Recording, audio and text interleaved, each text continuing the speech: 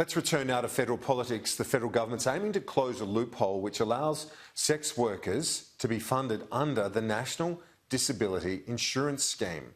Joining me now is the Government Services Minister and Minister for the NDIS, Stuart Robert. This is a really unusual story. Explain to us how that service was in there in the first place, and so what sort of reaction are you getting from the state jurisdictions? It's a strange quirk, Kieran. When the law was built, what was defined as reasonable and necessary supports for what are now 420,000 fabulous Australians with disability that are receiving just life-changing supports. And we're all so proud of what those 420,000 Australians are doing. But because reasonable and necessary supports weren't defined, the federal court has now ruled that the provision of sexual services, prostitutes if you like, would not be precluded from that, and a case was brought forward to it. Now, we don't believe that that's in the spirit of what the Australian people are funding the NDIS through their taxes.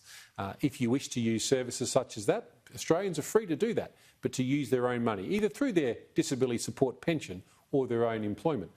So we'll seek now to define reasonable and necessary so that sex services aren't included. I've sought the assistance of the states and territories.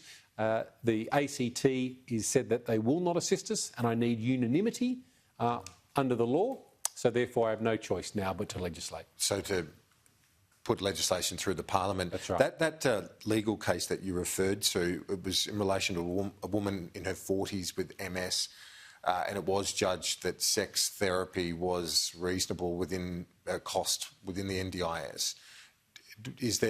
But you're saying, look, that's fine, but people can use their own funds, whether it be through their pension or other revenue that they've got to pay for those things. That's right. The court case in question, the lady was procuring sexual services through her own means, through her disability support pension, I believe, but went through the AAT to say, hey, this should be a support covered by taxpayers in the NDIS.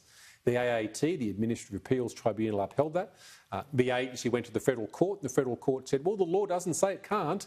Ipso facto, then it can. So what's the ACT's argument in terms of this? Are they saying that people with disabilities should be afforded that sort of therapy? Well, I've written to all the states and territories and I've asked them, please explain to me where you funded prostitution services in the past when you, the states, ran disability services for the last, century.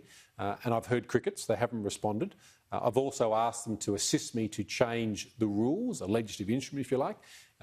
Again, all the states and territories have been silent except for the ACT. And the Chief Minister's written back personally to say no, he believes that prostitution services should be included.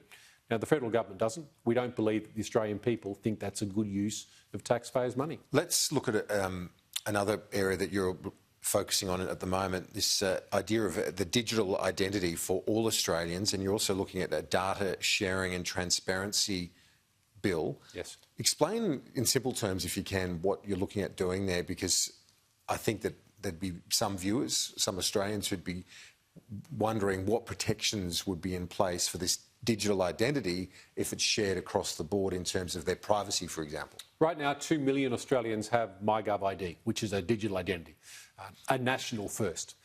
Now, I'm building on behalf of the government, a federated model, so a trusted digital identity framework.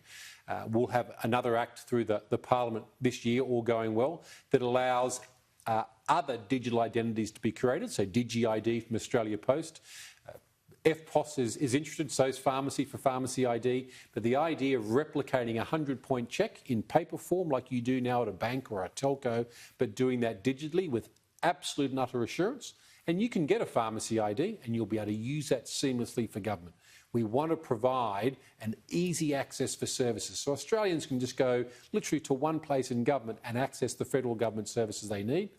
Now, unfortunately, since Federation, there's been about 500 impediments to data sharing, all of it well-meaning, but now it stops us using data. For example, I can't use Medicare data to assist you with a Centrelink inquiry. I can't use disability data for a disability support payment to help with NDIS. You've got to go through all those forms and do it all again, basically. All of that stuff. So what protection is there, though, in terms of that data sharing, that it's not used against you and law enforcement or whatever else? Have you got that sort of protection in place? Again, we'll bring a bill to the Parliament that will allow the use of data about a citizen to be used only for service delivery, and I'll specifically deny the use for law enforcement or compliance. That way, if you tell us once, you won't have to fill in multiple forms because we'll have your data once. Minister, I appreciate your time. Talk to you soon. Great pleasure. Thanks, Kieran.